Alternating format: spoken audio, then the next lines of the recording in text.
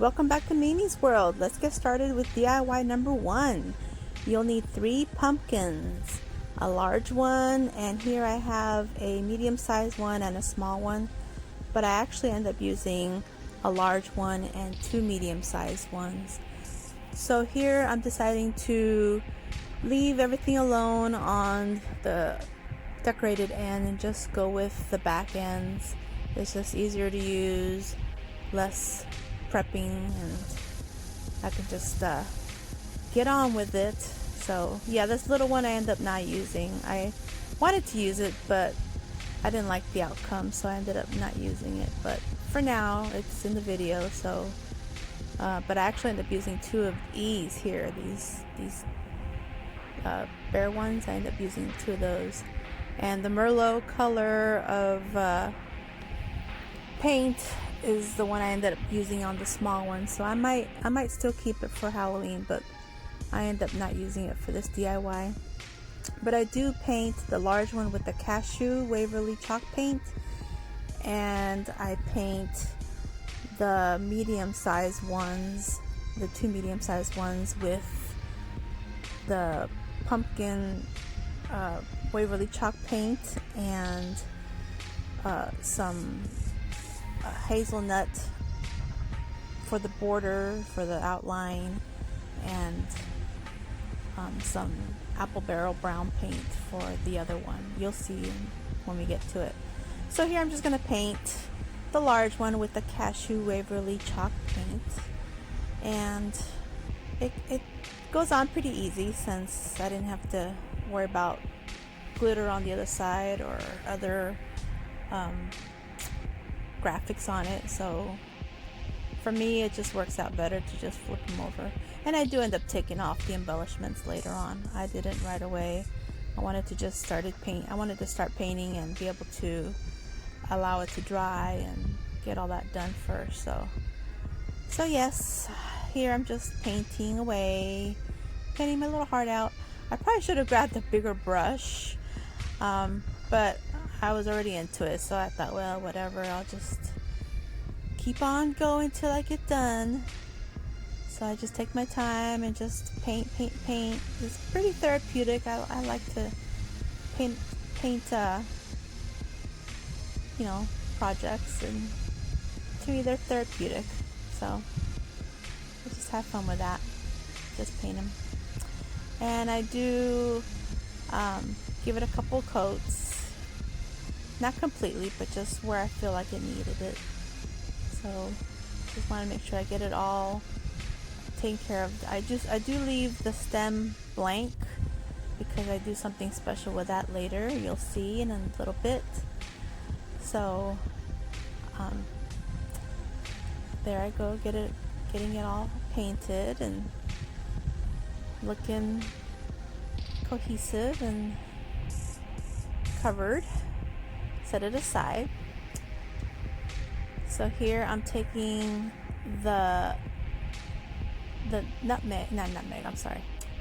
hazelnut Waverly chalk paint, and shake it up, pour some out, but it didn't shake up very well, so I'll close it back up and shake it up a little bit more. So I decided to mix it with the cashew to make my own shade, and so I make this kind of like a taupe color, and so I put that on the perimeter, on the outline, and I'm liking the look of it. It's looking, a little bit neutral, and I'm just working on it and just getting the paint put on, just taking my time and trying to color within the lines. So just painting, and I end up doing the middle portion with the pumpkin chalk paint. So I'm thinking that look will be nice. So I let that dry, and so then I decided to do some outlines on here, make it look like a pumpkin. Here I take the second one, and here I start with the pumpkin on this one. This one I start with the pumpkin. You can see the Merlot color in my dish, which didn't turn out the way I wanted it, so I went to plan B. And I kind of let it mix with the Merlot paint on the pumpkin paint, and I kind of liked the way it looked. You'll see in a little bit, you'll see some of the shading. So, you know, sometimes, you know, mixing colors, it works. You don't see it right here right away, but you'll see it in a little bit when I start shading a little bit. I start mixing it with the Merlot color. But for the majority, the Merlot color in the dish is pretty much dried up, except for a little bit on the bottom corner. You can kind of see it.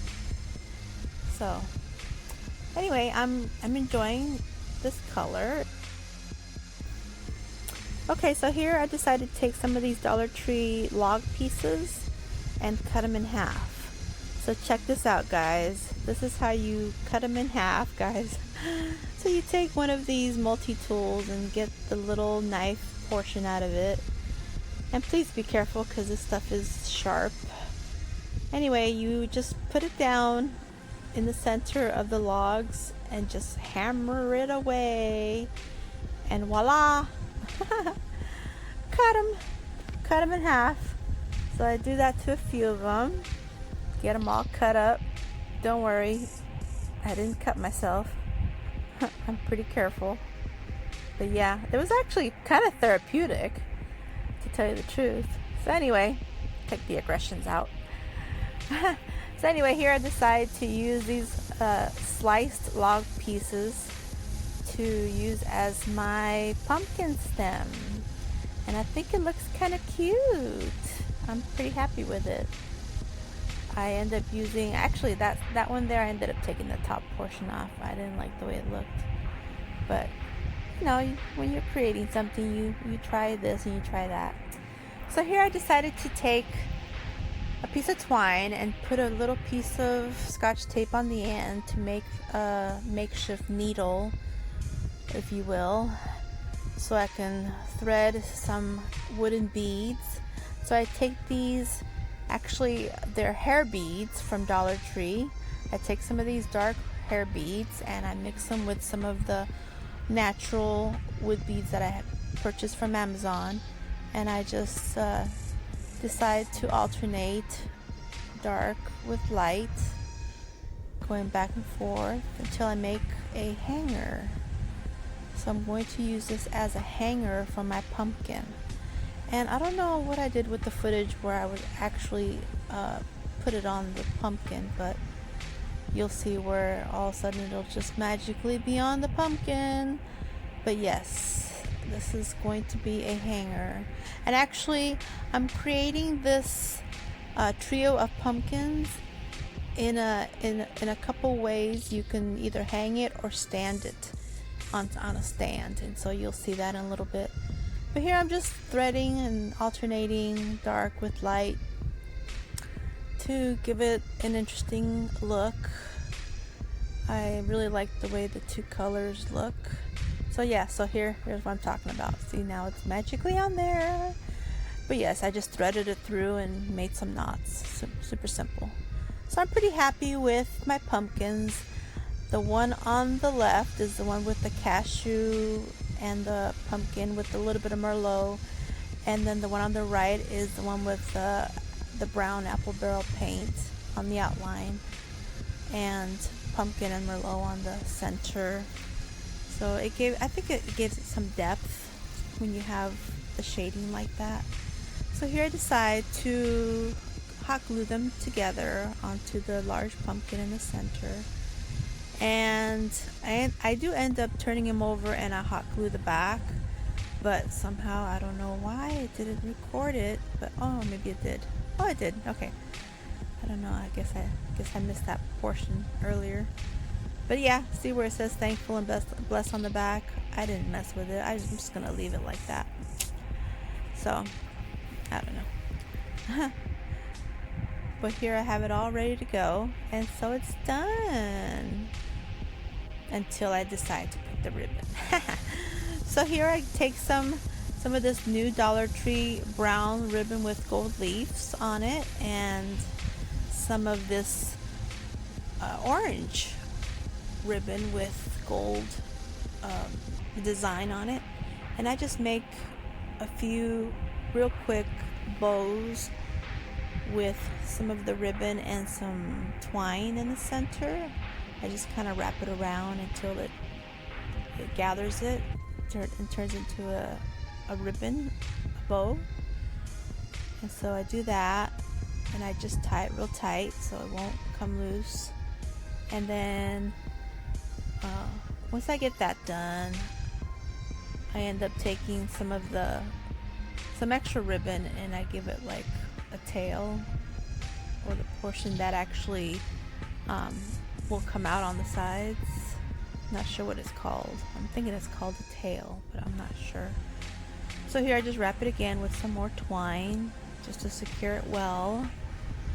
But I guess in reality you don't have to secure it too well, because we're just gonna hot glue it. But I don't know. I like it when it's nice and secured, because you never know. So here I just decided to put a little bit of hot glue, and I place it right below the wood stem, or the wood log that I split, and I add a little bit of hot glue to make the bow kind of raise up a little bit, go up a little bit, so it'll stay in place. So I get that one done, and I'm pretty happy with it. Then I end up putting the leaf on, the little galvanized leaf that was on the other side. I do end up using that. I didn't use the raffia, but I did use a leaf. And so here I place the brown bow on the orange pumpkin, and the other brown bow on the other orange pumpkin. And I'm liking the way it looks. I do fidget with it a little bit, but I'm pretty much happy with it. I did take one of these welcome signs. They're these galvanized welcome signs, and I just add hot glue to it and just place it on the center, and that's pretty much the look of it, until I decide, well, okay, I want something on the bottom. So I take these two pieces that were on the smaller pumpkins, and they're like stands, and so I end up putting hot glue on them, and I place them right in the center of the pumpkins, and guess what? They fit perfectly, guys. Perfectly. So I did the other one, and so now look, this trio pumpkin sign, you can either hang it by the twine with the beads, or you can just stand it on the stands. But guess what? I'm not done. No, I decided to get some of these florals, some of this wheat, and some of these mini mums, and I just take a few, actually a couple for each, and just decide to embellish the base, the two bases of it.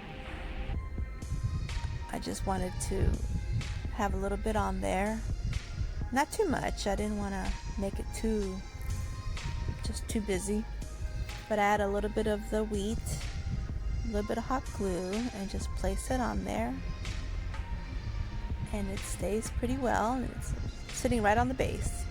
And then I get a little bit of the mums and put that on there, and I do the same for the other side real quick. Doesn't take long. So here I take some more of the flowers, and now I'm done. I love it. Look at this. This is sitting on my mantle. So cute. I'm so happy with it. I'm so happy with it. And here it's hanging on my door. I love it. Okay, on to number 2. So here we're making a 3D pumpkin wreath. So I take one of these popular pumpkin wreath forms from the Dollar Tree.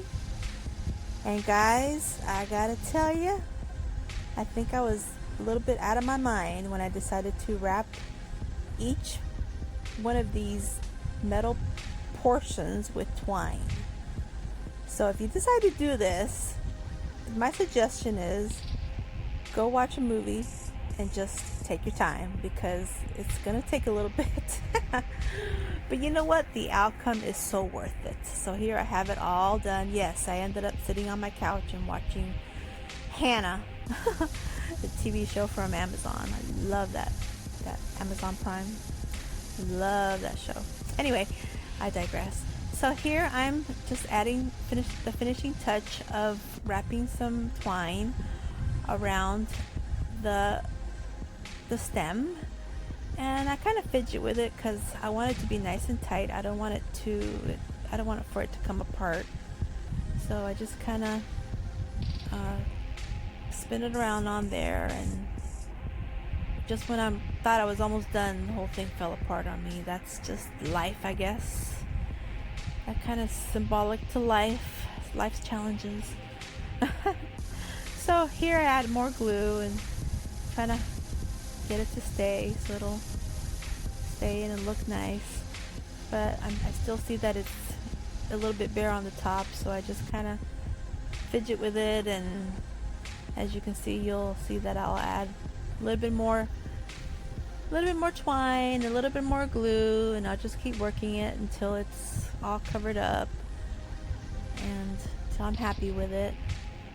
But I really like the way this wreath looks with all the metal covered in the twine. It's just a lot of work, but it is beautiful. And like I said, if you just want to sit down on the couch like I did and just watch a good TV show, a good movie, you'll be done in no time. So anyway, I don't leave it just like this, guys. Wait till you see what I do. I'm almost done. Just trying to finish making it look nice. I'm a little bit particular, I guess, but you know, you can make it look however you want if you decide to do this adventurous DIY. But yeah, hot glue and twine all day long.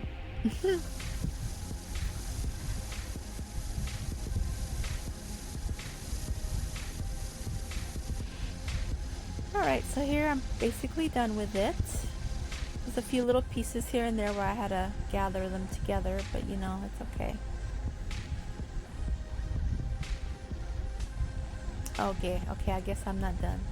I thought I was done, but I guess I'm still fidgeting with it. Gotta get the bottom portion, I guess. I'm almost done though.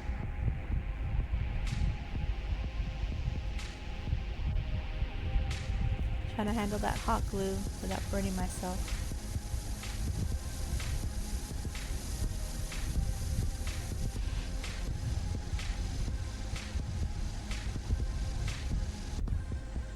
Okay, I think I'm done now. I think I'm done, guys. We'll see.